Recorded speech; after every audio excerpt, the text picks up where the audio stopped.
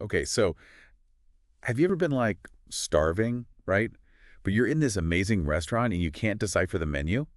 Oh, yeah. Like it might as well be in a completely different alphabet. It's the worst. Yeah. And today's deep dive, we're going to tackle exactly that. Awesome. How to order food in like any language. So no more pointing at random dishes. Exactly. We're going beyond I'll have what she's having today. Right, because it's about more than just, filling your stomach. I mean, that's a big part of it, for me at Of least. course, of course. But it's also like this amazing glimpse into a culture. Huh. Okay, so like more than just can I get a burger? Yeah, yeah, think about it.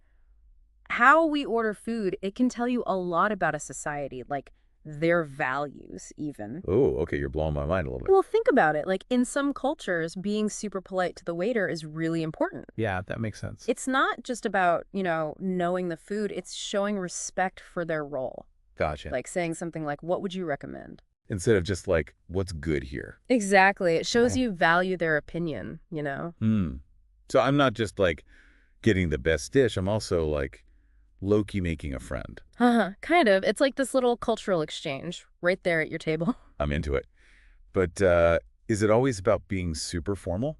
Not at all, actually. Okay, good, because I'm not always the most formal person. Yeah, in some places, being too formal can actually make you seem distant, believe it or not. Really? Oh, yeah, it's about finding that balance. Like I did my research, but I'm open to your amazing suggestions. Exactly. Okay, this is already fascinating. But let's get down to the nitty-gritty. Yeah, let's do it. What are like my absolute must-know phrases if I'm going in blind? Well, starting with, excuse me, to get the waiter's attention. Right, right. It's polite pretty much universally, but how you say it can be different. Oh, interesting. Like in Japan, for example, you often use sumimasen, which like conveys a deeper apology.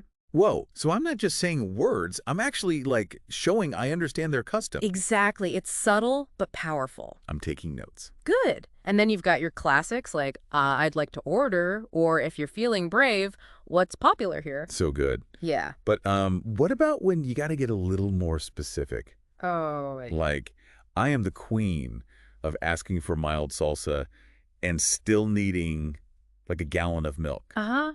I feel that.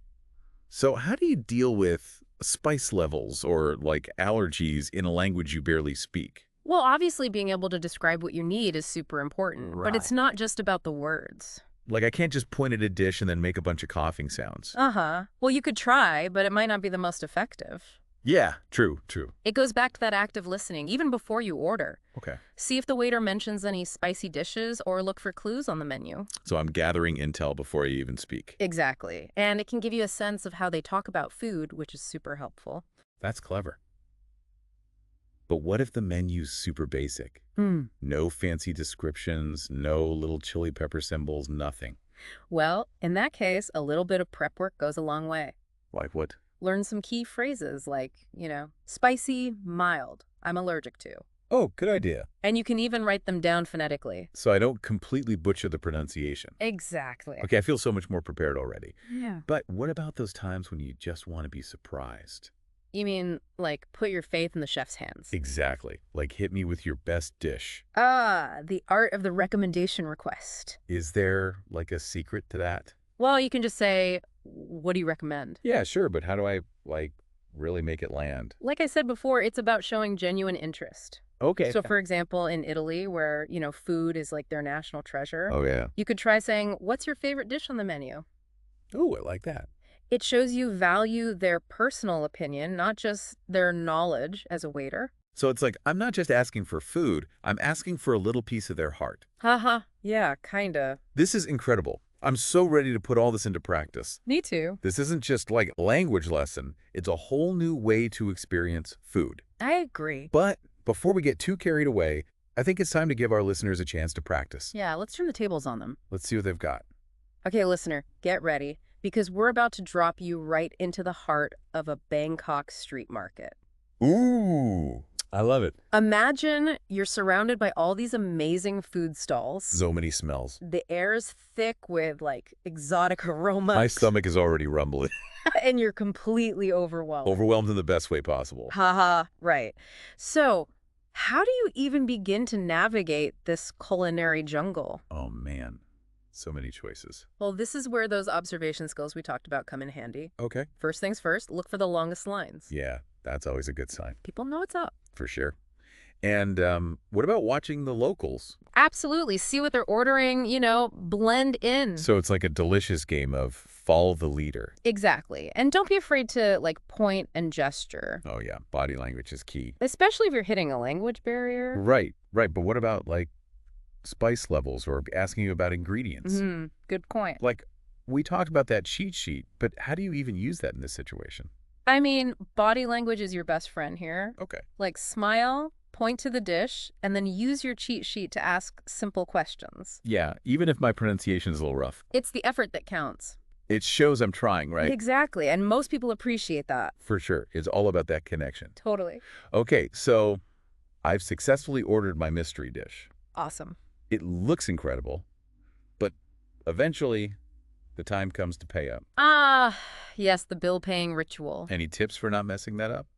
Well, it really varies across cultures. Yeah. In some places, it's totally cool to just, wave or gesture for the check. Yeah. But in other places, it might seem rude or impatient. Oh, I see. Yeah, so in those cases, try catching the waiter's eye, then make a subtle writing motion. Like I'm signing the check. Exactly. Or you can always just use the phrase, "Could we have the bill, please?" Classic and polite. Always a good combo. So it's all about reading the room.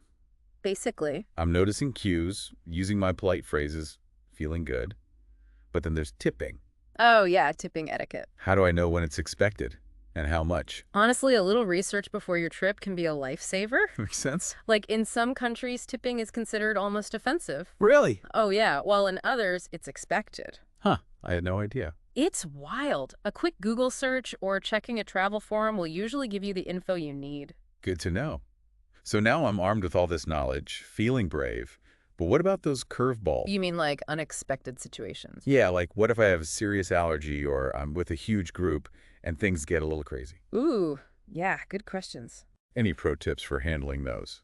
Well, for allergies, being able to clearly communicate your needs is super important. Right. It might be helpful to have a card with your allergy info translated into the local language. That's such a good idea. It can really make a difference. Okay, that's going straight into my travel notes. And for the big group situation, Uh-huh, yeah. Herding cats is tough enough. especially hungry ones.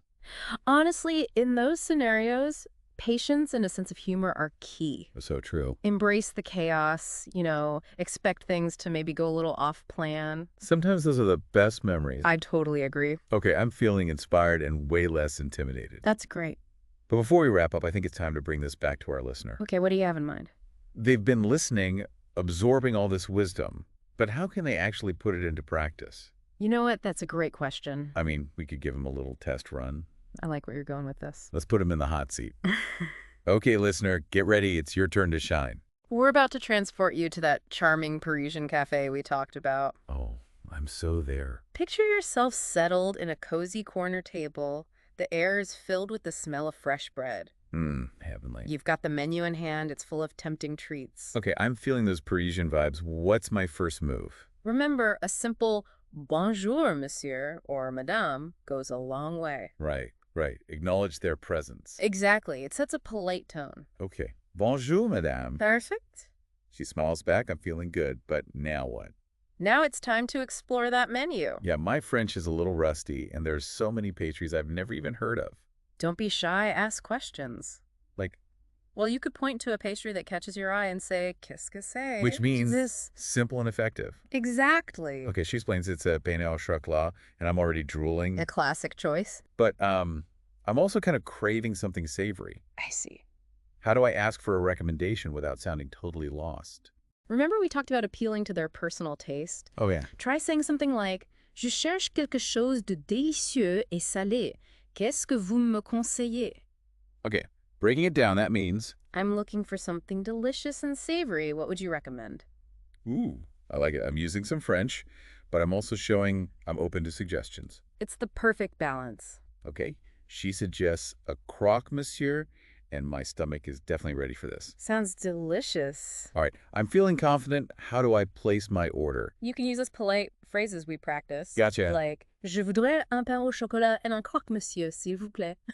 Okay, so that's, I would like a pain au chocolat and a croque monsieur, please. You nailed it. I feel like I just aced a French test and ordered an amazing meal. Uh-huh. Exactly. Okay, I'm savoring every bite, enjoying the atmosphere, but how do I let them know I'm ready for the check? Remember, in France, they don't like to be rushed. Oh, yeah. So, relax. Take your time. Enjoy the moment. Right. And when you're ready, try catching the waiter's eye and making that little writing gesture. Like I'm signing the check. You got it. Classic. The bill arrives, you pay, and what about the tip? Is that a thing in France? In France, a service charge is usually included, Okay. but it's nice to round up to the nearest euro or leave some small change. Just as a little thank you. Exactly. Got it. I leave a few coins, say merci beaucoup, and I'm out the door feeling like a Parisian foodie. Mission accomplished. That felt so much smoother than I expected, just by using a few phrases and paying attention to the culture. That's the magic of language and cultural awareness. It really elevates the whole experience. Absolutely. And remember, this is just the start of your culinary adventures. Yes.